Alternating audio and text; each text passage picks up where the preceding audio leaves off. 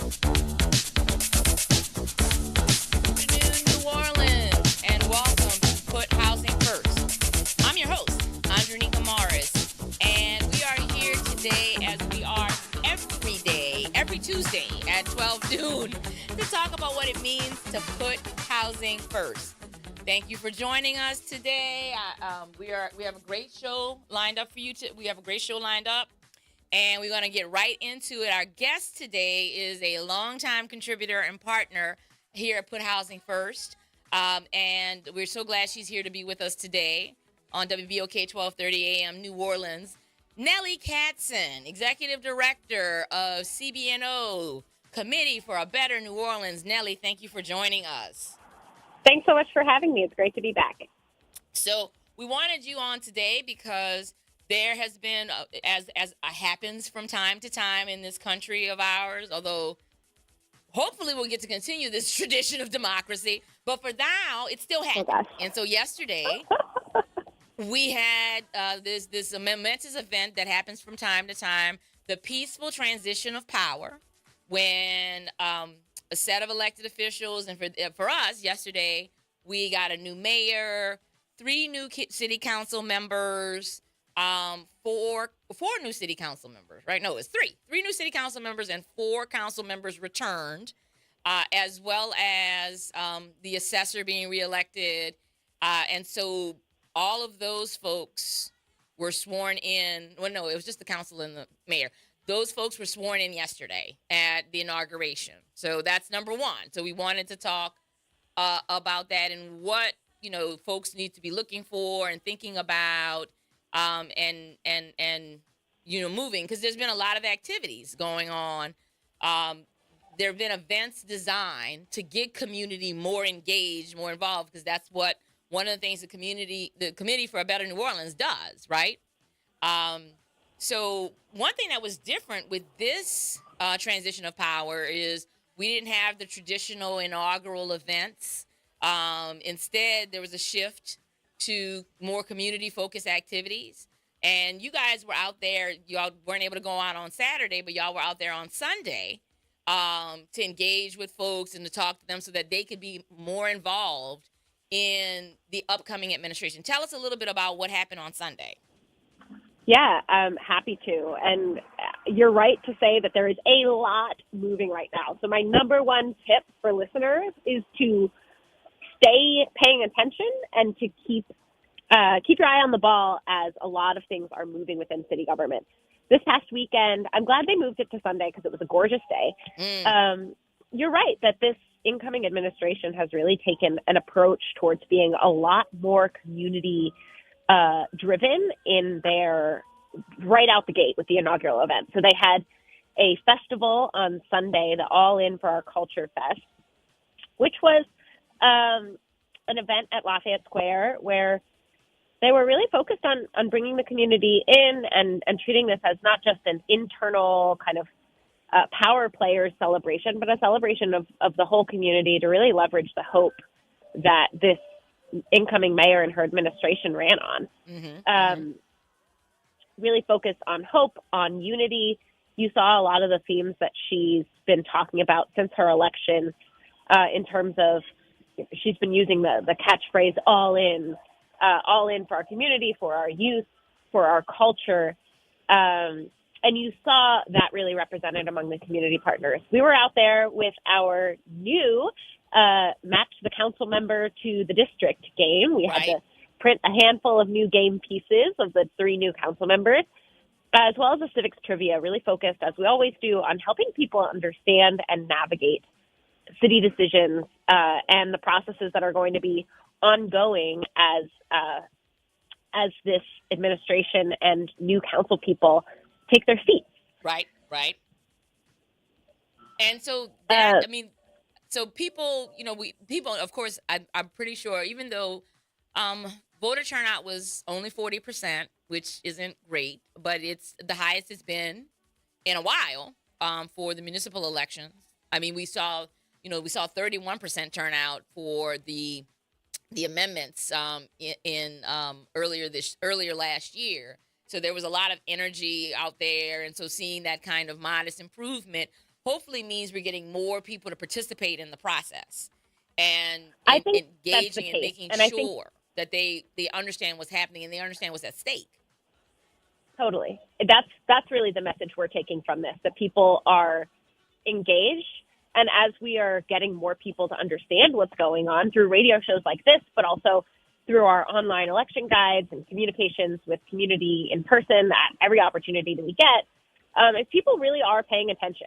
I think that part of the success of this incoming administration and why they were able to win by such a huge margin is they're really looking at systemic changes to what's broken.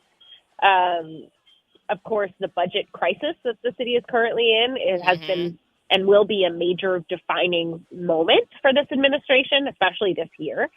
But I do think that you're totally right, that the relatively high voter engagement over the last couple of elections, while it's still pretty despicably low, right? 40% is hardly what we'd hope to see of registered voters turning out for elections that are as important as who our city leadership are. Right.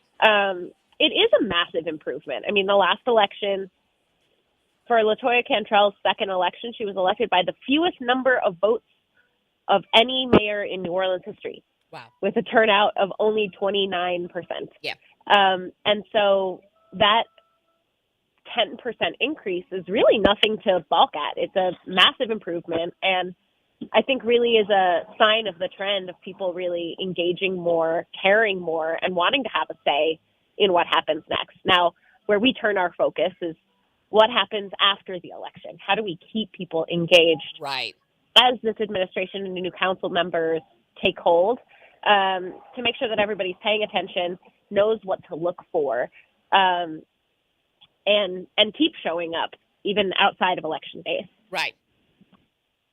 That's right. And then, I mean, there's also got to be making sure that people are articulating and listening to the message. When we talk about, housing, we say put housing first here. It was actually great to hear that the mayor wants to be judged by her ability to stop the population bleed, to stop the displacement, and not just stopping it, but also bringing people home, bringing people back. And that's also, a message that we've not heard consistently from leadership, right? Because even, over it's the 20th, last year was the 20th anniversary of Katrina. And while there was, there's conversations about people's right to return, what we saw from a policy standpoint was not things that designed to encourage people to return, to make it harder for them. And then at certain points, we started getting people like, oh, we just need to dance with the people who are here. At this point, it's the 10-year remark. Maybe they can't make it back and they're not coming back. And that wasn't true. And so it's good to hear leaders saying let's not just talk about the 30,000 souls that have been displaced from the city in the last 7.5 years. Let's also talk about the people who still haven't made it back, and that's our growth opportunity. That's how we're going to do this. So, there's a really good chance for that. But if we play our cards right. And so the first 100 days are often the most ambitious of any incoming administration. And the mayor has listed on her list of priorities housing. But we have seen that, and so we're waiting with bated breath beyond the personnel changes and things like that. We're waiting to see what is going on. So typically, Nellie, the first 100 days, let's get a little civic-y, right? Like, why is the first 100 days so important? Well, first 100 days, or like order, right? Oh, you're breaking up. Can you hear me? Yes, we got you now. Yes. Okay. The first 100 days is really the opportunity of the new administration. That's the amount of time where anything that we would consider an immediate change is going to happen in those first 100 days, right? 100 days, roughly a third of a year, right? Little more than Q1 of this year. It's the opportunity for the new administration to really deliver on the promises that they made in the campaign and set the foundation for the systemic changes that they're hoping to make. And so This incoming administration, the mayor has set up her, she actually set up her whole transition committees around these first 100-day recommendations, around making improvements to how the government works and delivers essential services that people rely on, like trash pickups and pothole filling. Of course, budget and financial issues, a massive component of her 100-day plan, as she's trying to fill this $222 million deficit that the city is facing in the 2026 budget year. Housing, public safety, and particularly economic development as a whole, but also specifically east of the Industrial Canal in New Orleans East and in the lower Ninth Ward. I, too, am really excited to see how these plans take shape.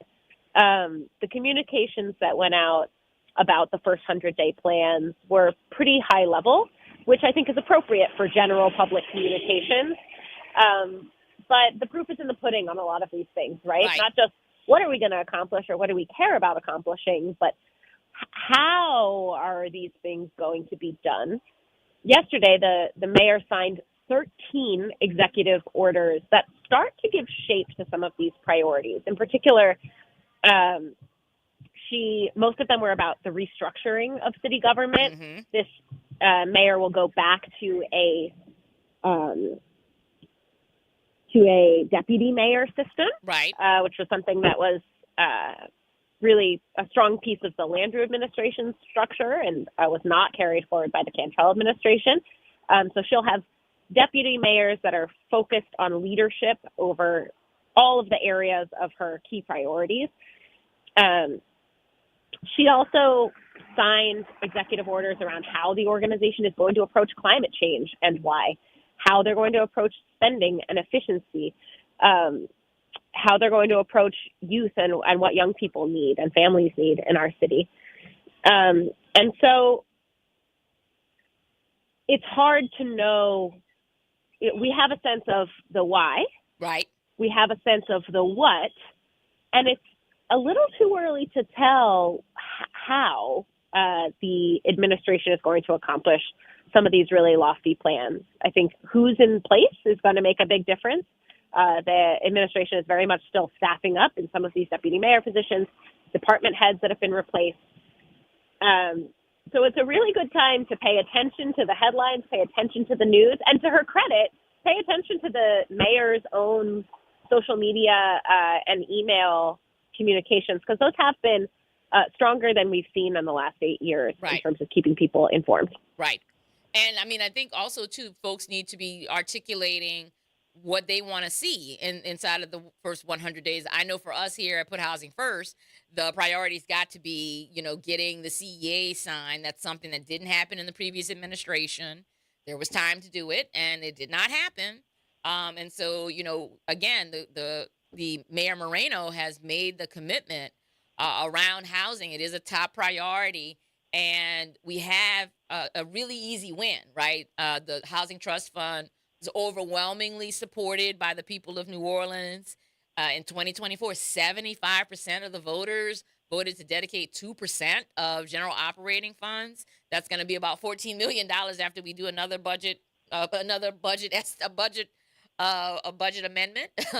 And those dollars right now are set to go out to address the biggest pressing issue on the minds of the people of New Orleans, and it's the insurance crisis. Especially, the timing of this is not necessarily ideal, just given other things, right? Where the first 100 days are going to overlap with property taxes coming due. A lot of people are getting their renewal notices for things like their insurance, and they're seeing, dramatic increases. That's been the trend, and we predict, and there have been really good analysts, and those of us over at Housing NOLA have predicted that we're going to continue to see these increases. And so this is all happening while the first 100 days are happening. And, I think a lot of the times things like Mardi Gras and other parts of our culture tend to distract a little bit, but I don't think that's going to do it. And so it's a good opportunity for the incoming administration to kind of look at the whole board and like set those priorities, and then act on them, right? It can't, especially when you have easy layups like signing the CEAs, for an overwhelmingly popular program, and then getting it out the door, right? And getting the money out the door so that we could start to see, some people could start to see some relief. And I'm sure there are other things when you go through the executive order list. There's also studies that have been listed, and again, some of those are, we got to say, okay, this is what you prioritize. What's the plan? What's the time frame for a lot of those pieces? And for us, we just want to make sure that, um, you know, again, that our leaders are leaning into the opportunities.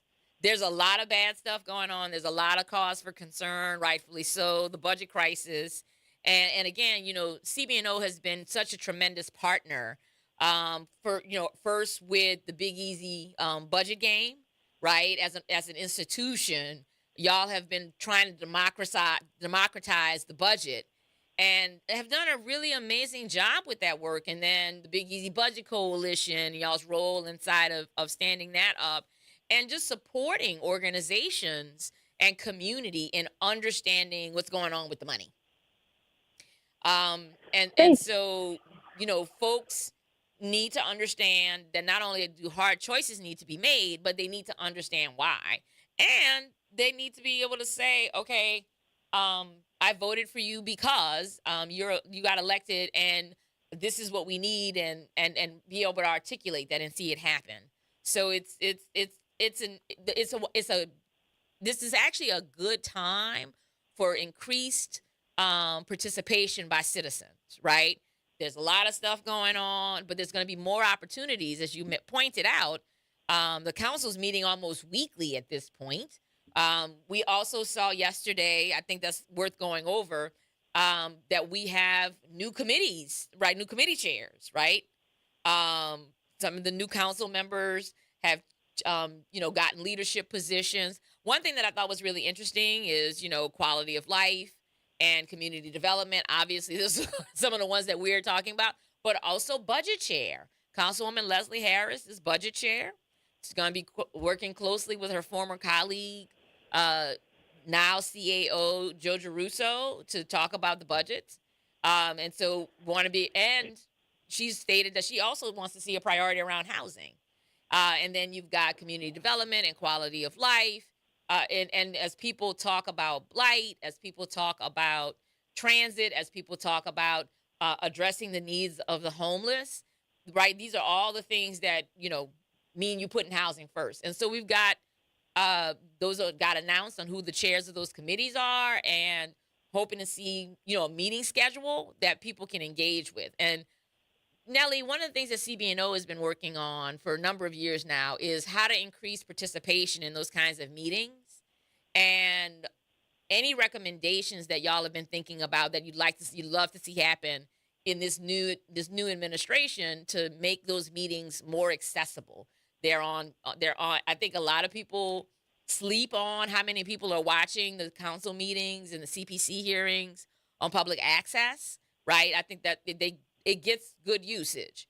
But what else if you had if they would do what you wanted on this topic, what would you love to see them do to increase participation at those kinds of meetings?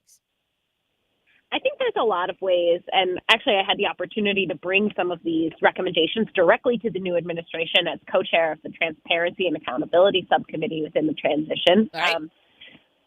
I think there's a lot of ways that this can be improved. One is,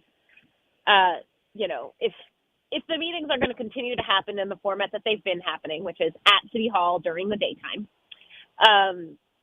providing language access is one of the things that we really hammered on.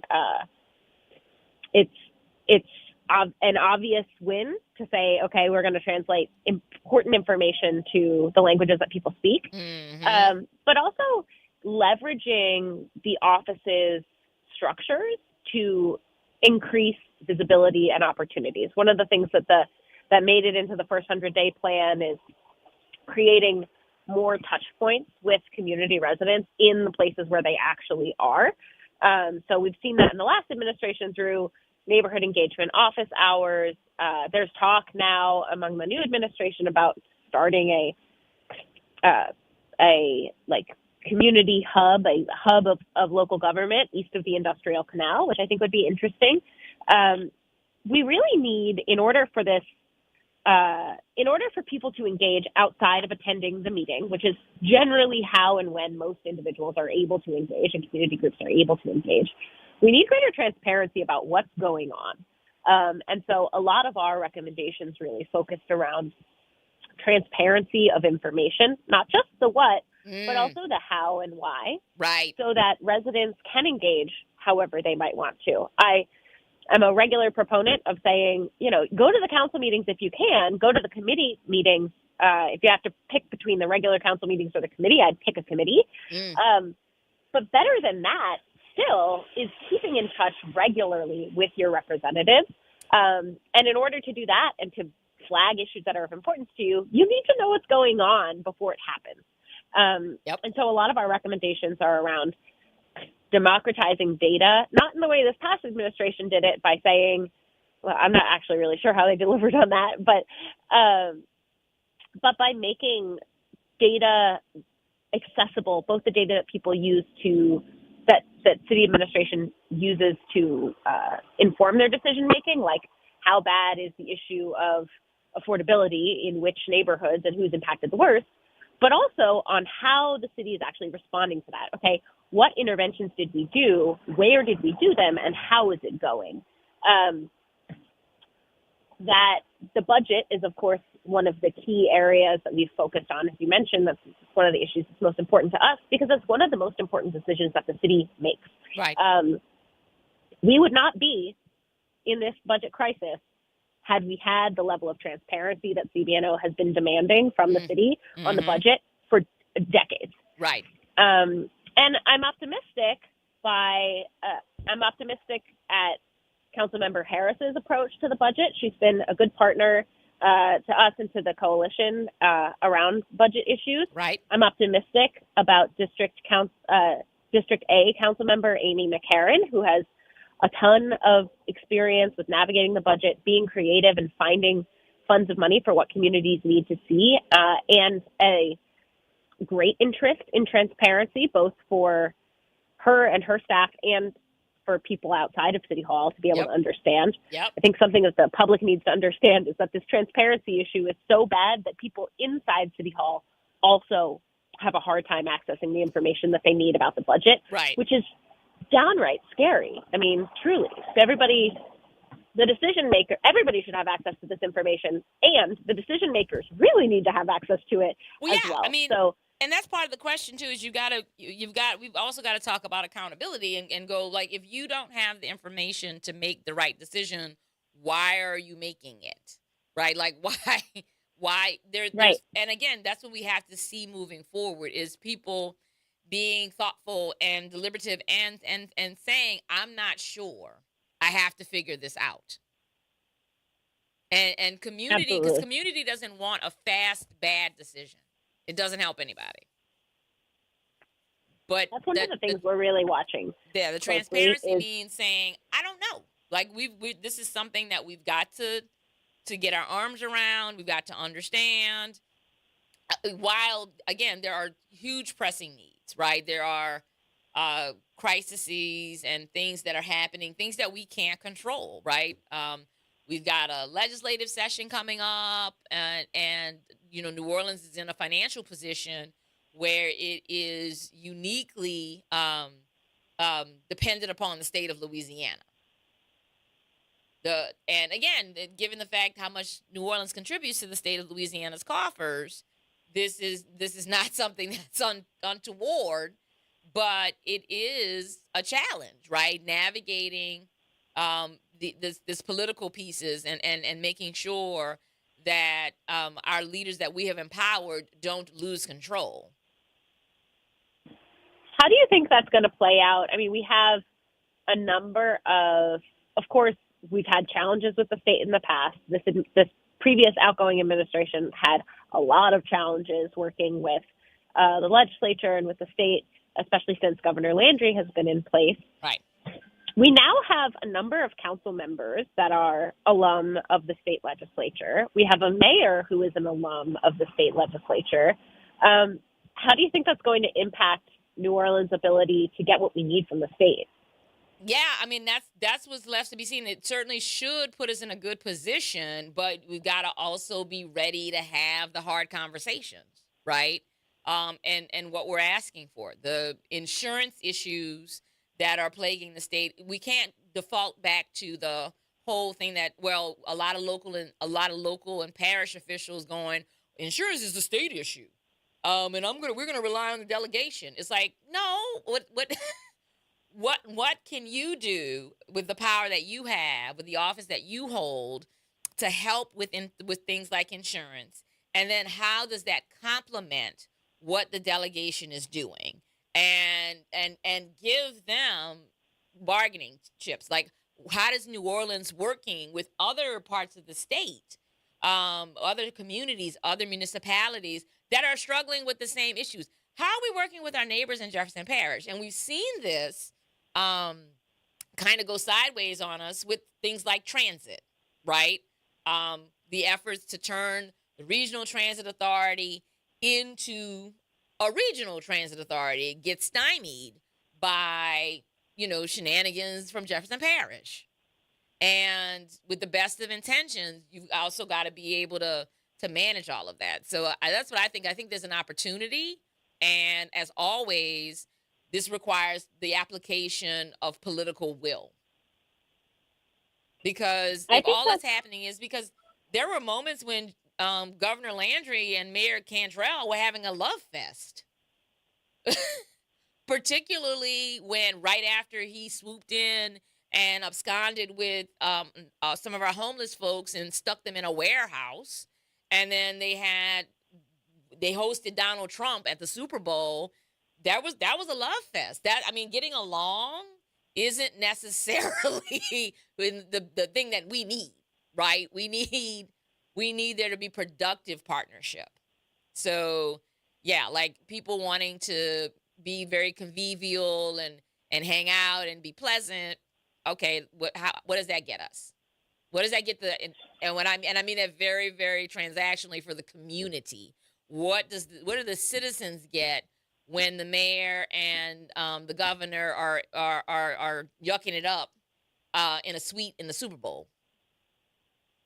And I don't think we get a lot. So it's Yeah, to me, it's a question of follow through, right? Like, right. obviously, having a relationship, a A positive cordial. There's a working difference relationship, between, yeah, like, is important. But then, what happens after that meeting, right? Was that advancing the aims and the goals of the people? How are we keeping our eye on the ball and not just making friends, but making partnerships?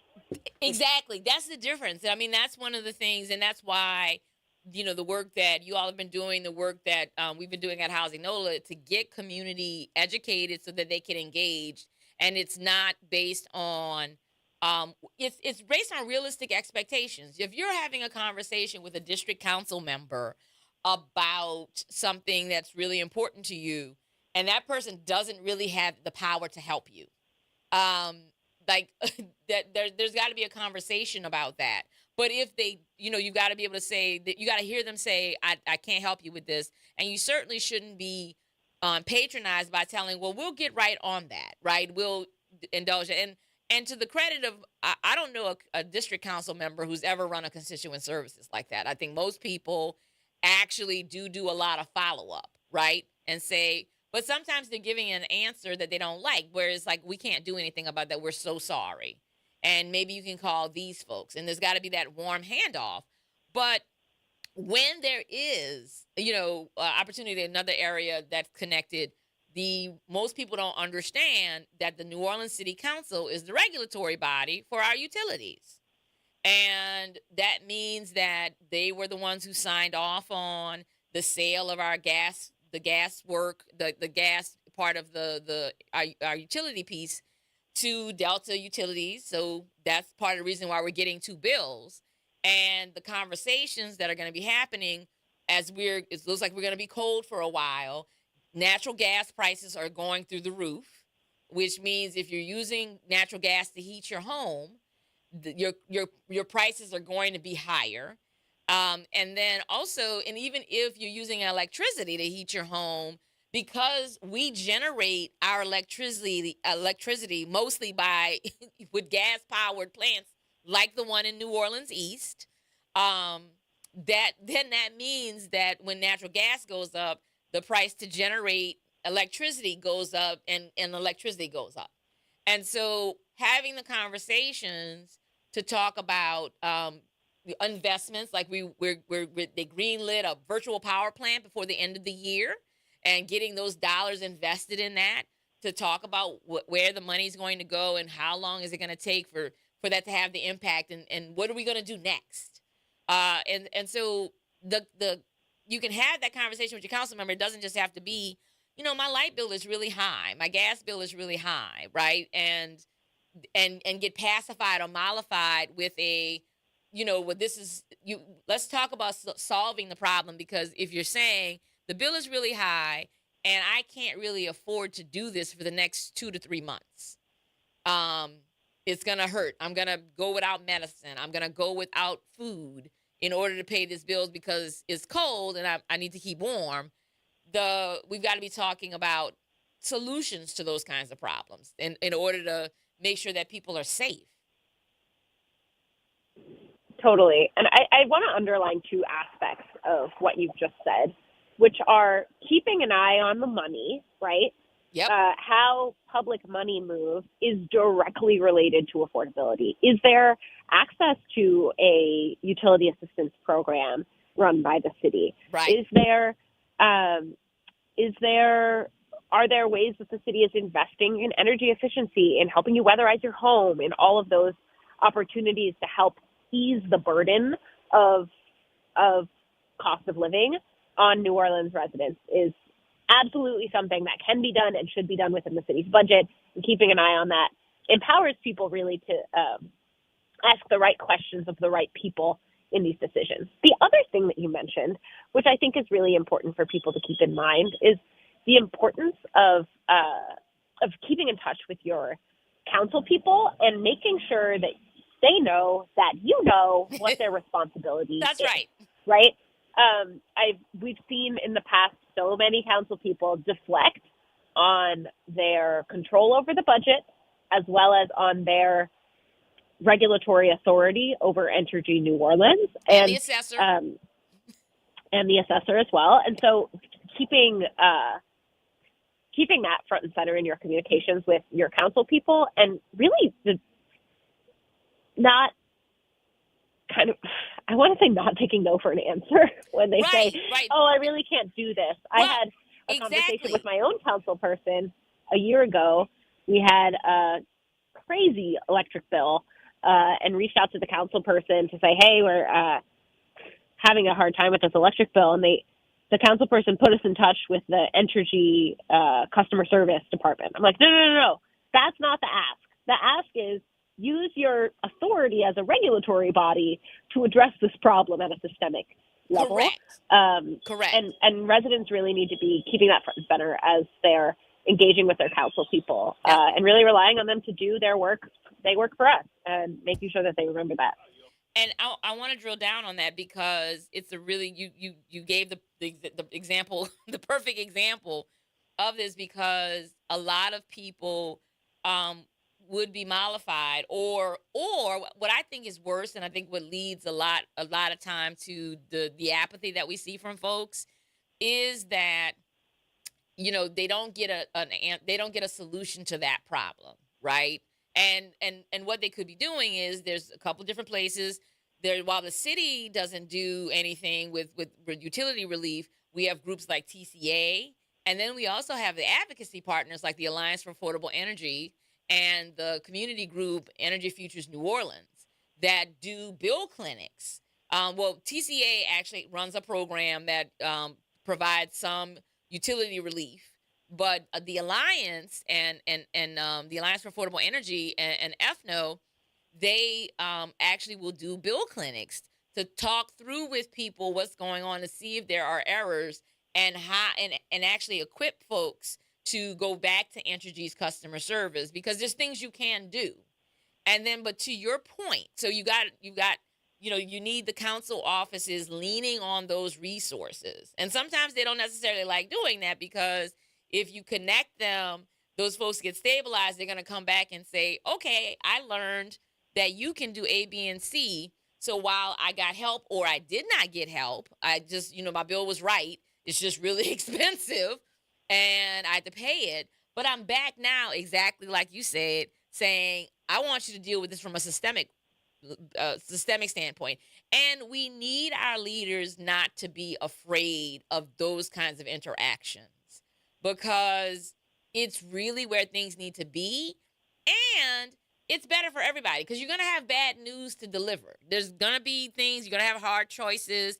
But if you're moving from that place of trust, right? So when you say, listen, you're not going to like this, it's less than ideal, but this is what has to happen. And where we are now with things like climate change, where we are with the affordable housing crisis, where we are with just the state of the world in general, we need leaders now more than ever who can make the tough choices to navigate the best outcome for the most people, and then explain on it and then stand on it. Not in a defensive posture, but from I've been explaining this. I've been talking about it. And again, that to your point about increased transparency, so that it's not a surprise is the other piece that our leaders have to take responsibility for. They can't keep springing bad news on folks, and then when they react poorly to the surprise, and the surprise sucks, get defensive in that way. And that's one thing that we saw a lot of over the last few years at a lot of different levels, right?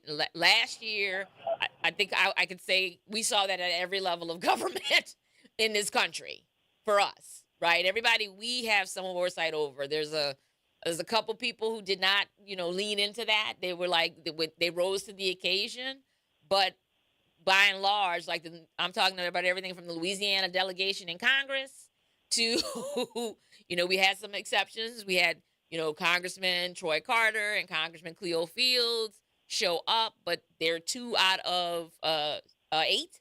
So that puts them in a minority.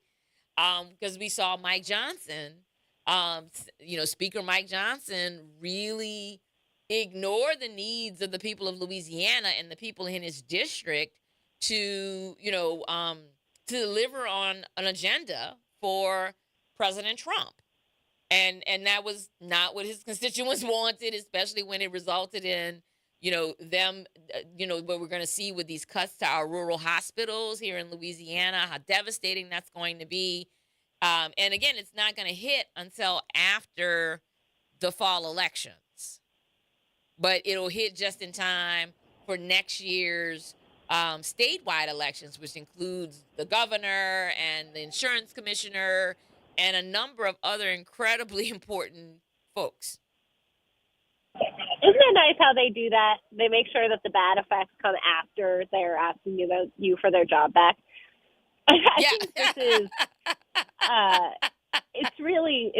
it's so easy to lose faith in institutions when you're looking only at the national and local level. I mean, national and state level. Yep. We are lucky that we live in a place where you can run into your elected officials at the grocery store. Right. Where a council member will tell me, I'm hearing a lot about this issue. When they say a lot, they're talking 10 people have called them, right? It is really, I want to underline the hope that I have and that I'm seeing and feeling within the communities of New Orleans right now, around the transition of new council members, a new makeup of council. Even though we have so many people who have been reelected, there's a new energy in the room. The new administration brings new energy, and it's January. A lot of people are thinking about their New Year's resolution. I really think that new elected officials is a little bit like a New Year's resolution.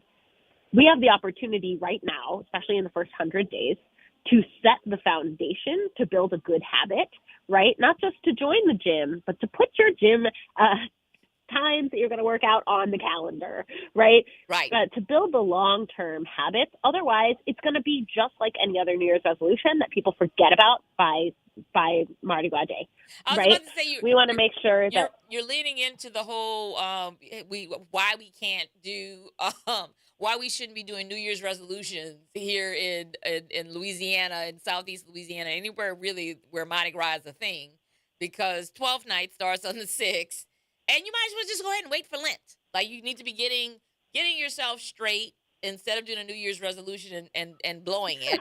You need to be thinking, okay, what am I going to do for Mardi Gras? Like, you can talk about how many steps you're going to get doing Mardi Gras. Like, hey, okay. And then you need to be thinking about, what am I going to give up when Lent comes? Like, and instead of, you know, rolling up with somebody, rolling up on the 6th day after you started your resolutions with a king cake. And you go, yeah, that's right. Well, what we need, I can't do that. we need our king cake for Olive Carnival, and we need our elected officials not to wait till Lent, right? Right. We need our elected officials to be coming in, and to their credit, I'm seeing a lot.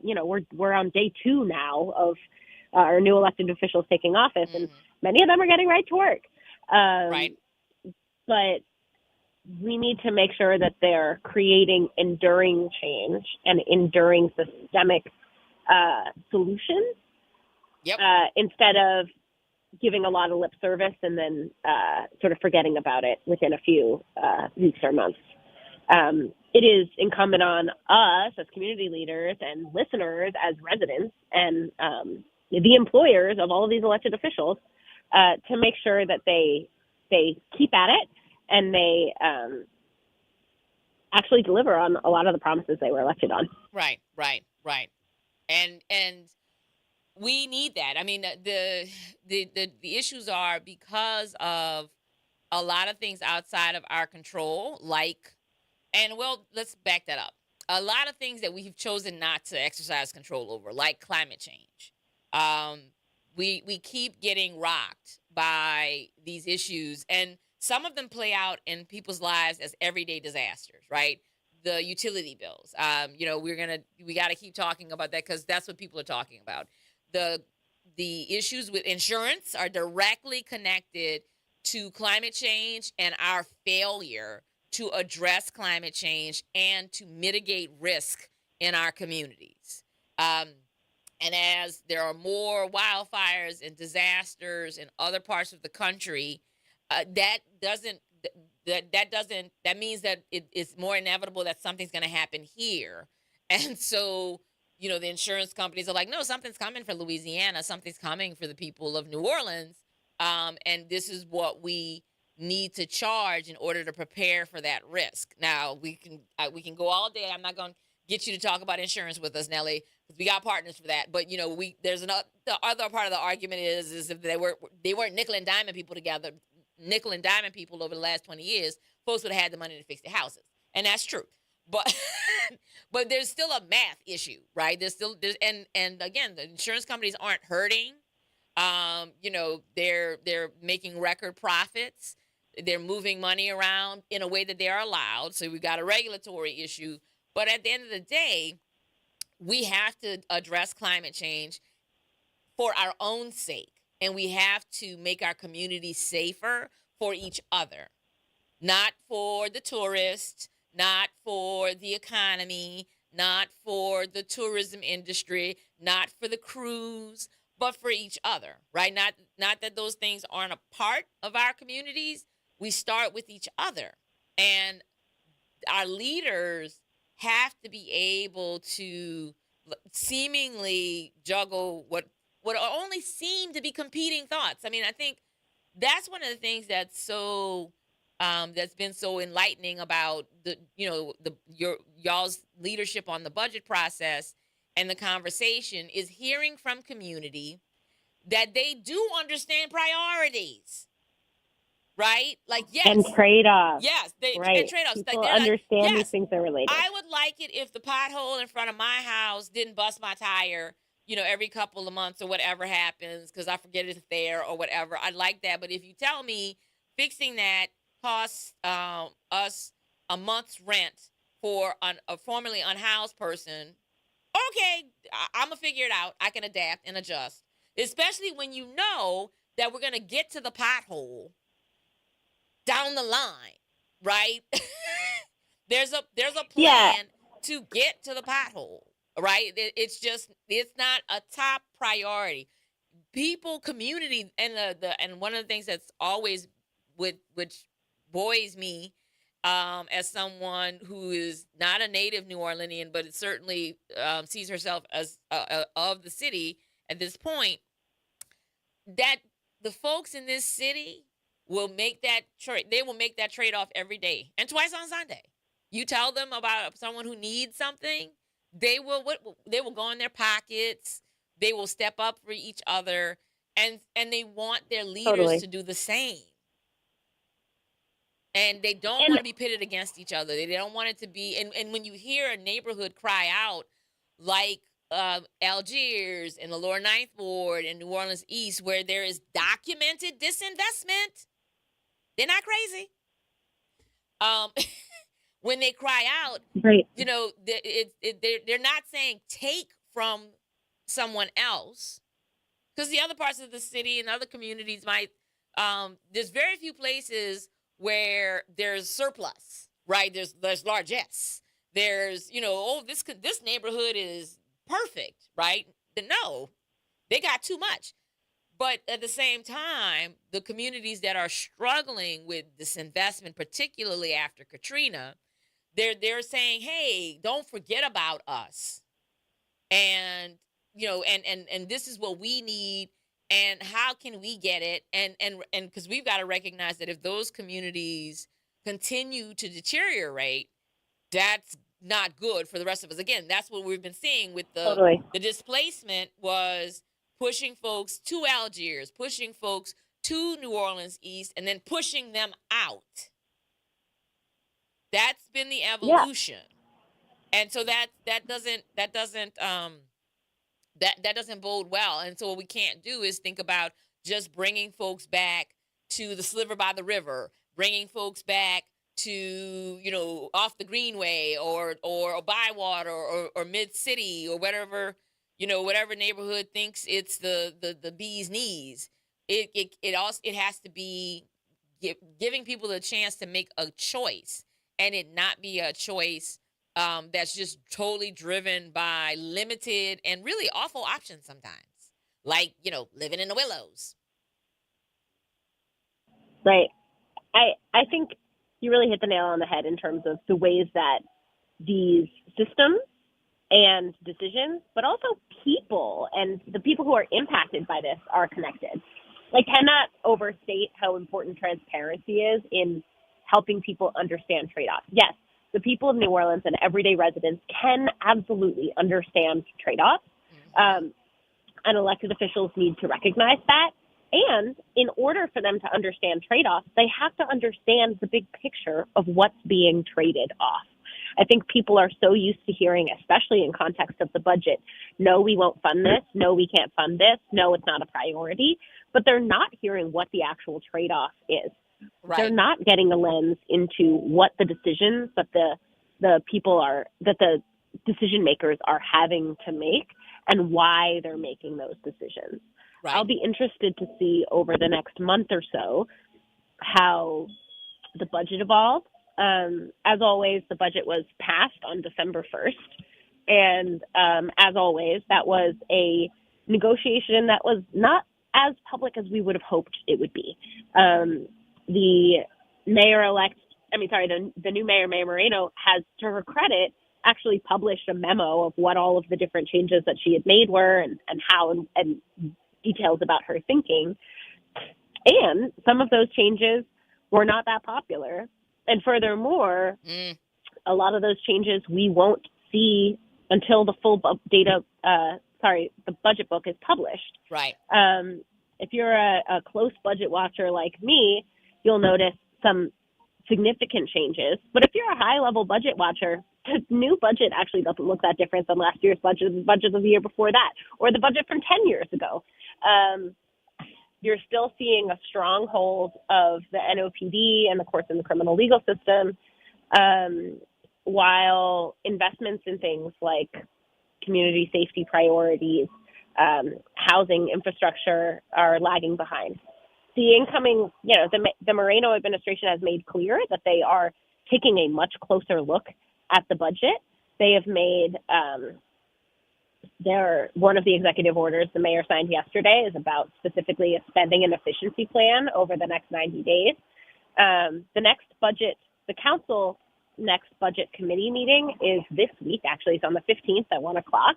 And so we're encouraging folks to keep their eye on the ball with these things, and continue to demand transparency on not just what is happening, but why and how it's happening. I think the incoming administration has started off on the right foot here, but it's important that people stay paying attention in order to make sure that they stay committed to accountability. Right. That's right.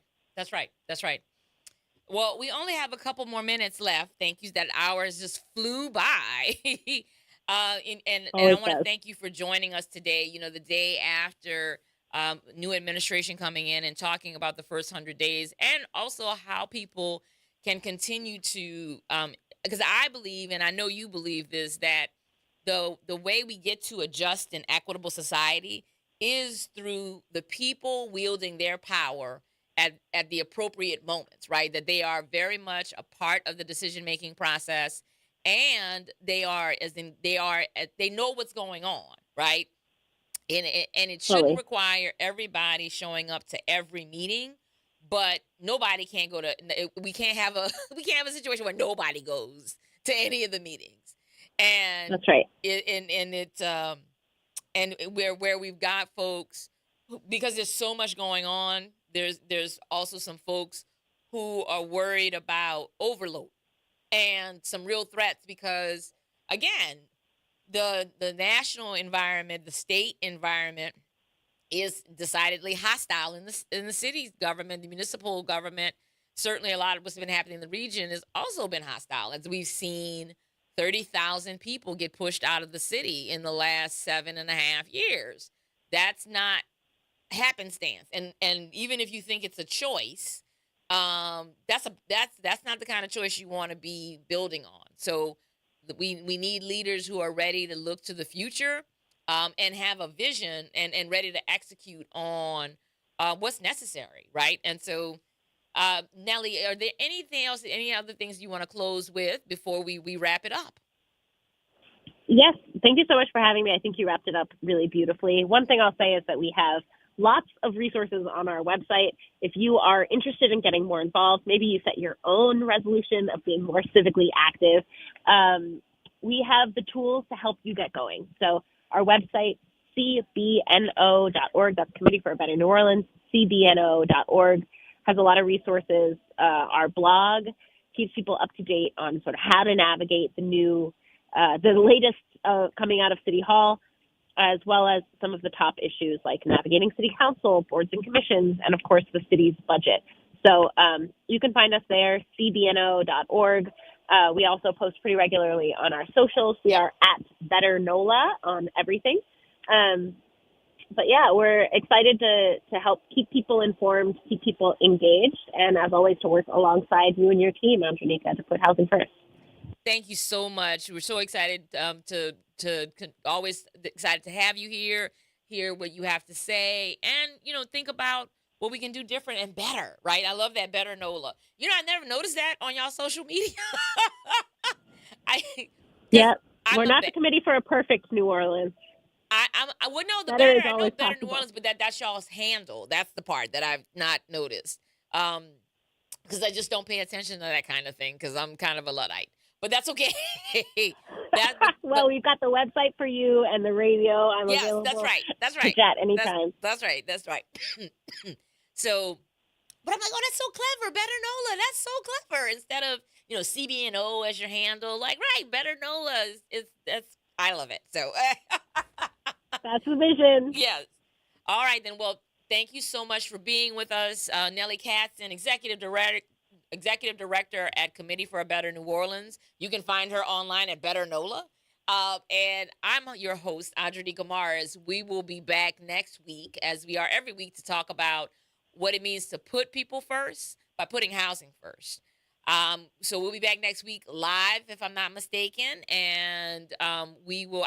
We'll be live next week because we got a lot of things to talk about. There's things coming up, as Nellie was talking about, as this new administration, our new council hit the ground running, and we are going to be here to talk to you about that. In the meantime, y'all take care of each other out there.